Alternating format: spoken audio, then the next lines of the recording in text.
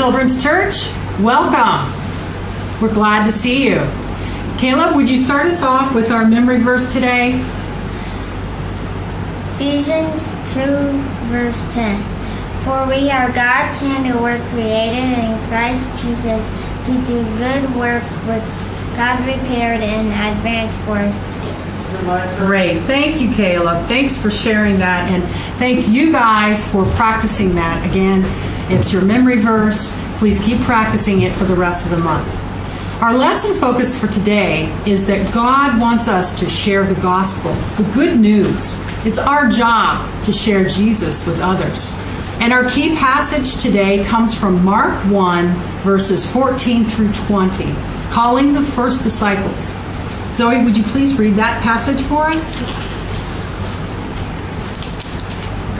After John was put in prison, Jesus went into Galilee, proclaiming the good news of God. The time has come, he said, the kingdom of God has come near. Repent and believe the good news. Jesus calls his first disciples. As Jesus walked beside the Sea of Galilee, he saw Simon and his brother Andrew casting a net into the lake, for they were fishermen. Come, follow me, Jesus said, and I will send you out to fish for people. At once they left their nets and followed him. When he had gone a little farther, he saw James, son of Zebedee, and his brother John, in a boat, preparing their nets. Without delay, he called them, and they left their father Zebedee in the boat, and with the hired men, and followed him. Thank you, Zoe. All right, let's pray. Bow your heads with me. Dear God, please help us to be bold and brave to share about the love of Jesus. Be with us today as we learn and grow in your word. Thank you. In Jesus' name, amen. Amen. Okay, so kids, could you imagine what it was like in Jesus' time when there was no electricity, no indoor plumbing, no internet, no TV, and you didn't have the convenience like microwaves, stoves, washer or dryers, no fast food, no 7-Elevens or grocery stores where you could find cool cereals like Rice Krispies. And speaking of Rice Krispies, let's head over to the set of Super Chef Chiang Mai and see what's cooking for Jesus today. Hello kids, welcome to Super Chef Chiang Mai. This is where we show you how to become a very good super chef. We have a special treat for you today. We're delighted to welcome back one of the all-time favorites. The entire audience loved her, and we're so glad to have her back. Please welcome Super Chef Mom. Hello, Chef Mom. Thanks for coming back to the show. Well, thank you for having me. It's a pleasure to be here again, Mr. Josh. So, did you bring a yummy snack or treat today? Well, yes, I have. In fact, I brought one of the most popular snacks of all time. Well, in that case, somebody get my napkin, somebody get me some silverware, so I can have a good time eating whatever's coming. Is it Sloppy Joe's? Well, I'm so sorry to disappoint you, Mr. Josh. In fact, I've brought Rice Krispie treats. So those look really tasty. Yeah, you think so? Yeah. Okay, you could try one if you'd like. Oh, yum. So, could you please tell us why did you cut them in a fish shape? Well, Mr. Josh, all of us who believe in Jesus are called to be fishers of men. We are? I thought I was called to be a host on this show. Well, you're that, but you're also called to be a fisher of men. Yes, because Jesus is counting on us to tell other people about him and that he is the Son of God. He wants us to catch them and share about him. Let's watch this video so we can understand more about being fishers of men. I love going fishing, but have you ever gone fishing for people?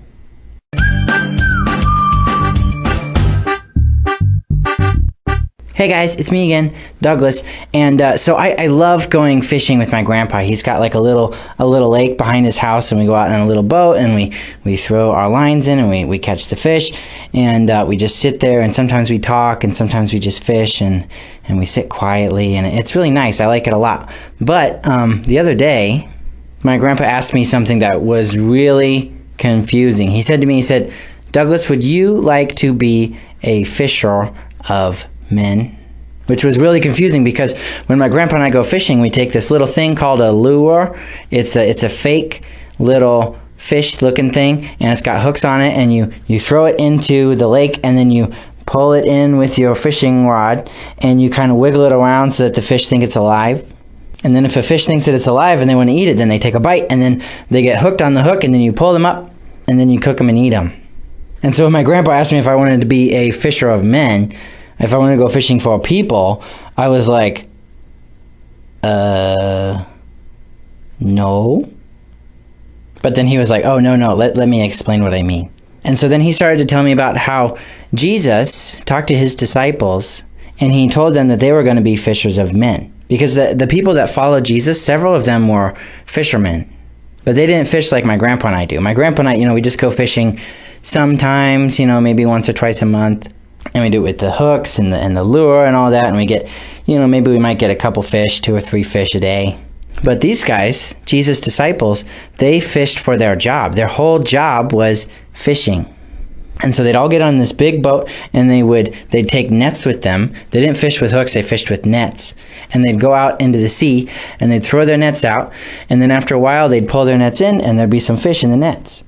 And this was their job. They did it almost every single day. But instead of being fishermen, Jesus wanted them to come be his disciples. He told them they weren't going to be fishermen anymore. They were going to be fishers of men, fishers of people. And this fisherman metaphor might not make a whole lot of sense for me and how I go fishing, but the way they went fishing, it makes a whole lot of sense. Because as Christians, we want to tell as many people as possible about Jesus. We want everyone to know about God's love for them and Jesus' sacrifice for them. So just like Jesus' disciples went out every single day to go try and catch some fish, we should be going out every single day sharing the love of God, sharing the good news of Jesus Christ. And the other thing about that made some sense about being fishers of men was the disciples, when they were fishermen, they'd throw their nets out, and sometimes they'd catch some fish and sometimes they wouldn't. And, some of the fish would swim around the net and some of the fish would swim into the net. And that's kind of the way it is with us too. When we share the good news of Jesus, is not everybody's going to believe it. No, not everyone's going to become a Christian if we tell them about Jesus. But we can still go out there and we can still show God's love to them. We can still share the good news every day. Just like a fisherman going out in his boat and throwing out his nets, we can go out into the world and show people God's love. So my challenge to you guys today is that you would be fishers of people. You would be fishers of men. And that you would go out every single day and tell people about Jesus and show people God's love, not just by telling about Jesus, but by living your life in such a way that they can see God through you. You would shine a light into this dark world.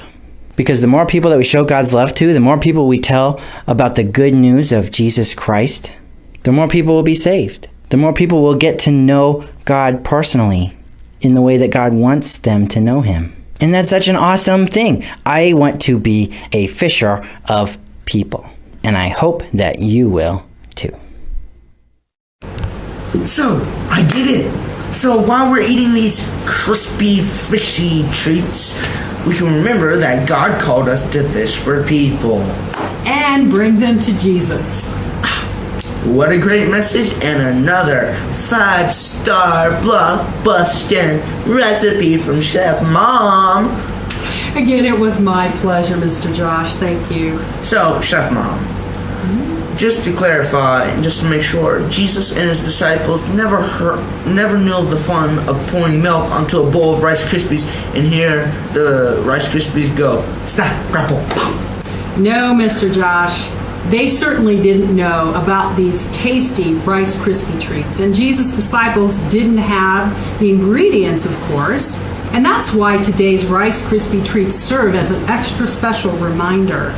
Our treats today are fish-shaped to remind us about the calling of the first disciples to be fishers of men. That's right, Chef Mom. And the first men that Jesus called to be his followers were very familiar with fish. In fact, fishing was their life and their job. When Jesus called them, he knew they were not religious experts, teachers of the law. In fact, they are ordinary people like me and you.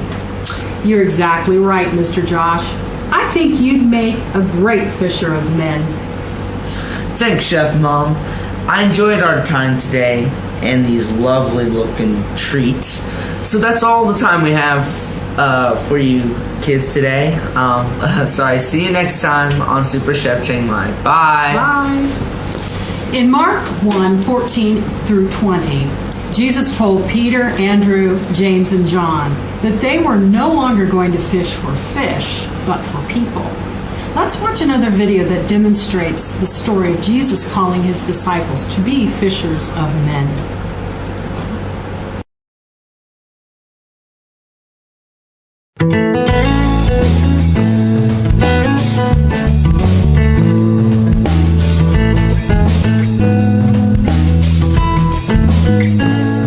Hello everyone, it's Aunt Fernita.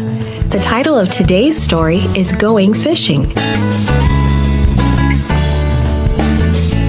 The memory verse is from Matthew chapter 4, verse 19. It says, "Come, follow me," Jesus said, "and I will make you fishers of men."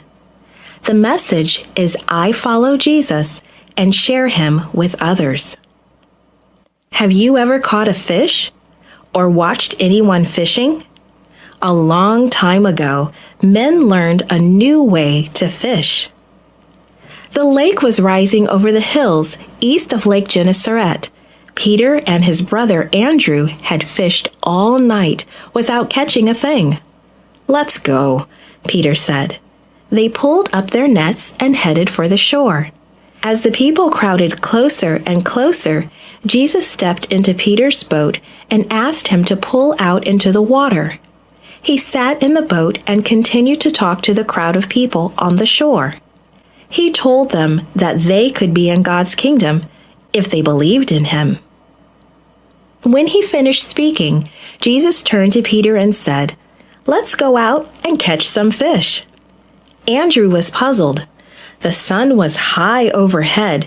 Nobody fished in the heat of the day. Why? Because the fish were far below the surface in the cool, deep waters of the lake. "We've worked all night without catching a thing," Peter said. "But because you say so, I will let down the nets." Peter and Andrew threw their big net far from the boat. It was suddenly full of fish. The net was so heavy with fish that the boat began to tip over. "Help us!" Peter cried to James and John in their nearby boat. "We're sinking!" James and John hurried to help them. Hauling that heavy net was hard work.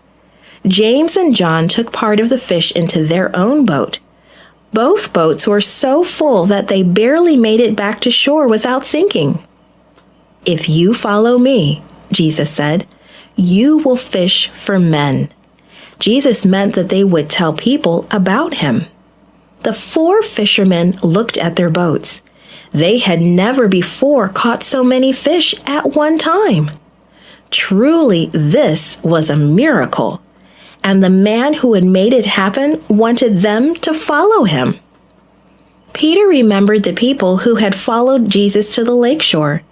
He thought of his nets, so full that his boat had almost sunk. He probably thought of all the money he could earn. But he decided to follow Jesus. So did Andrew, James, and John. They walked away from the biggest catch they had ever seen. They left everything behind and put Jesus first in their lives. As long as they lived, they told many people about him. We too can follow Jesus when we put him first and tell others about him. He will lead us to those who need to know about him, and he will help us to be fishers of men. Yes, and just like we saw in the video, these men would be the first disciples responsible for sharing the good news about Jesus.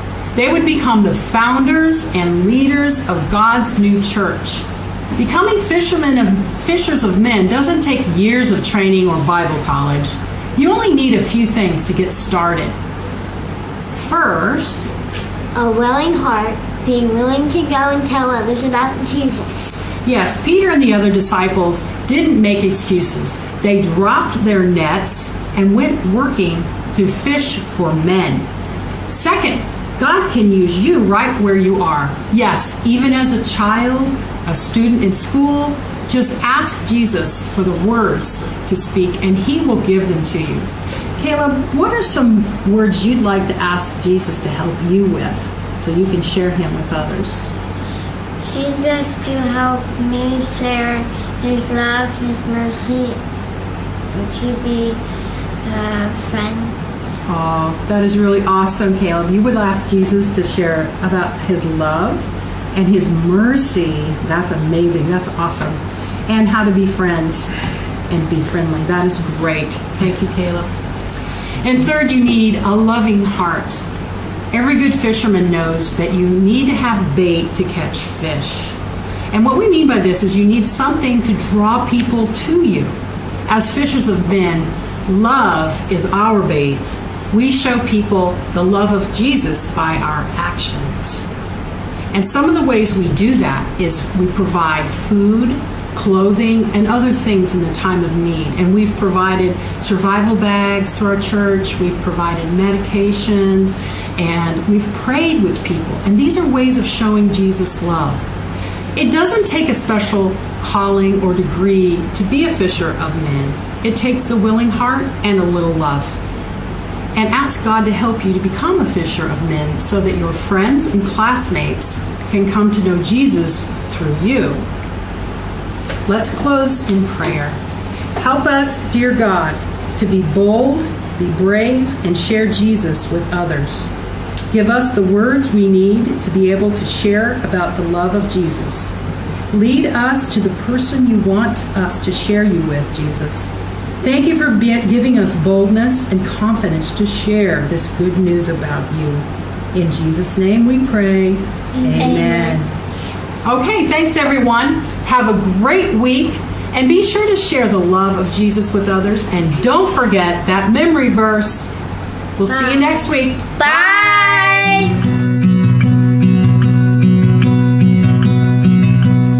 On the nights when the dark lasts a little bit longer,